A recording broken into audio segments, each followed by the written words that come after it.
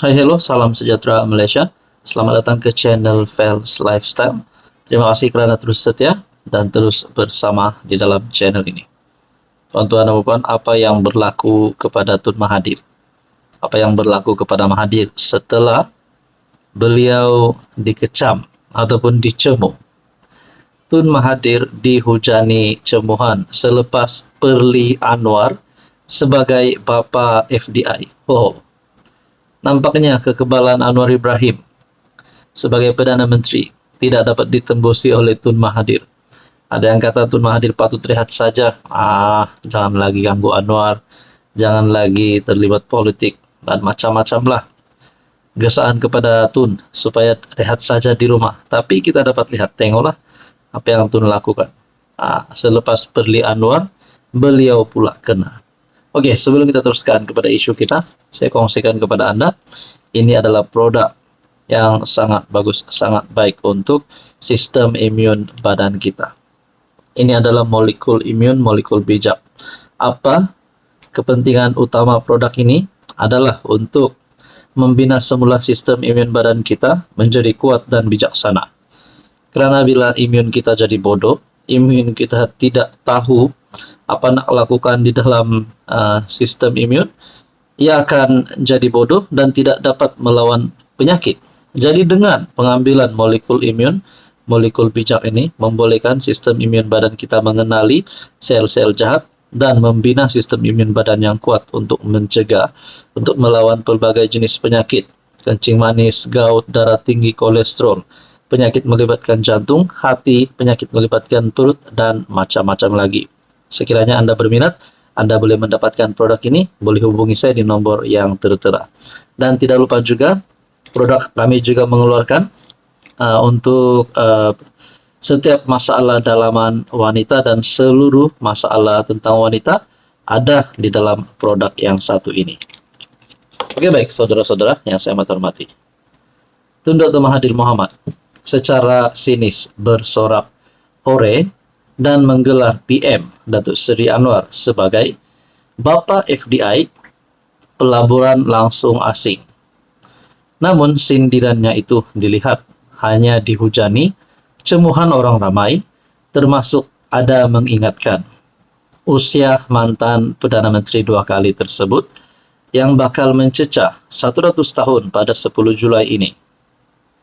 Menerusi serangan terbarunya terhadap PMX di aplikasi X, Mahathir menganggap bekas timbalannya dalam kabinet beliau pada 1990-an itu sebagai hebat.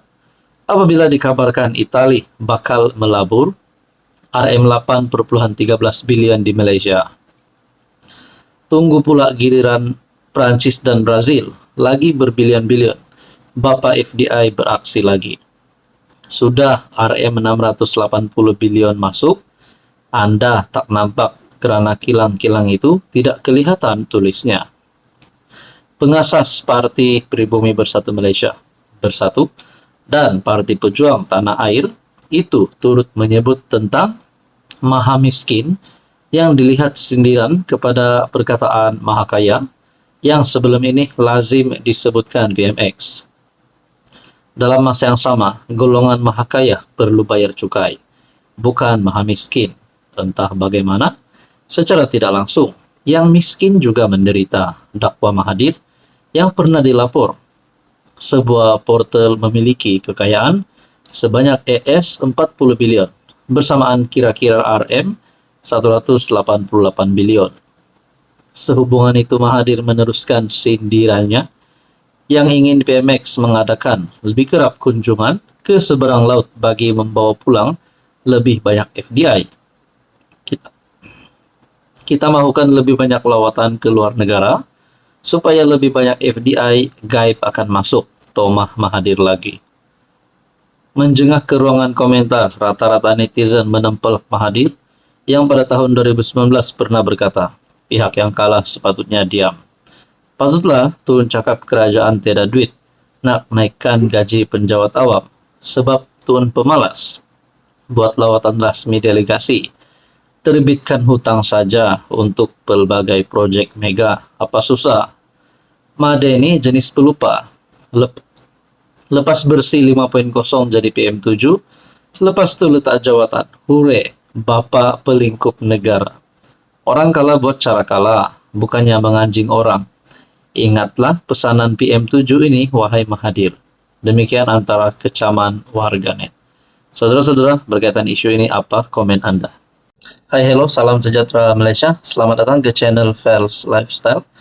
Terima kasih kerana terus setia dan terus bersama di dalam channel ini.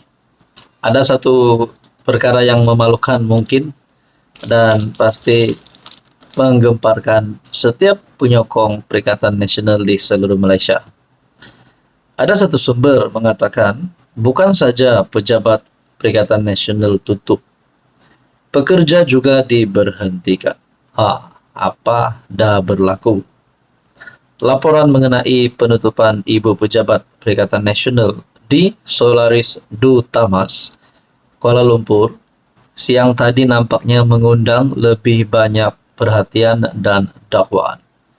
Apa yang berlaku di dalam PN? Apa yang berlaku di dalam Bersatu pada saat ini? Oke, sebelum kita teruskan, saya nak kongsi kepada Anda satu berita baik. Ini adalah produk molekul imun, molekul bijak.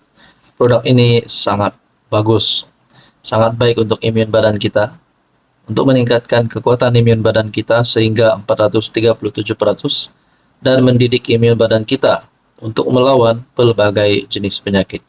Siapa yang sesuai gunakan produk ini? Daripada seawal bayi berusia 1 jam sehingga warga emas boleh memakan produk ini, lulus hospital, lulus KKM diiktiraf seluruh dunia. Sekiranya Anda berminat untuk mendapatkan produk ini, berminat untuk mengetahui lebih lanjut tentang produk ini, Anda boleh menghubungi saya di nomor yang tertera. Kali ini, sumber dalaman parti mendakwa isu berkenaan bukan sekadar penutupan premis, malah lebih daripada itu.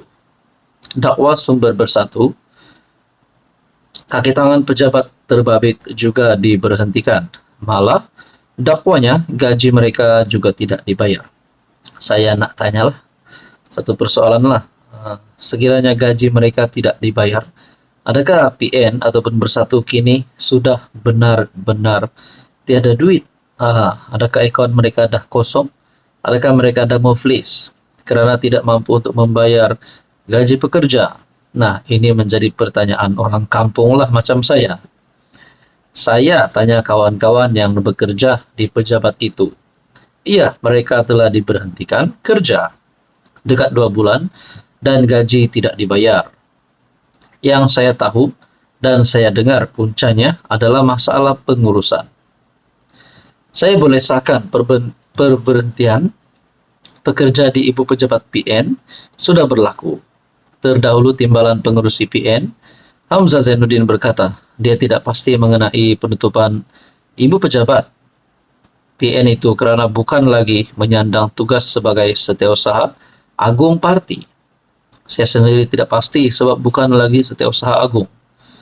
Kita tunggu penjelasan rasmi daripada Setiausaha Agung PN. Mungkin mereka sedang mencari tempat baru atau mungkin sudah menjumpainya.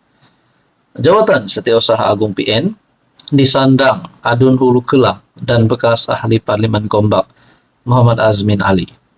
Dalam pada itu, sumber yang juga mewakili rakyat PN berkata, parti sedang berdepan isu kekosongan jawatan Bendahari Agung yang berpanjangan ekoran peletakan jawatan penyandangnya Ahmad Samsuri Mokhtar. Jawatan Bendahari PN pun belum ada lantikan baru selepas Samsuri melepaskan jawatan. Tapi tak tahulah kalau Tan Sri Muhyiddin sudah lantik secara senyap-senyap. Mahu tindakan segera, Ahmad Samsuri merupakan naib Presiden PAS, Menteri Besar Terengganu, dan MP Kemaman. Dia melepaskan jawatan Bendahari Agung pada Disember tahun lalu. Di sebalik kenyataan PAS bahawa mereka sudah memiliki calon pengganti, selepas 6 bulan status jawatan tersebut masih menjadi teka-teki. Jadi sebenarnya apa isu dalaman ataupun adakah isu dalaman yang berlaku di dalam PN, khususnya Bersatu dan juga PAS? Saudara-saudara yang saya hormati, apa komen Anda?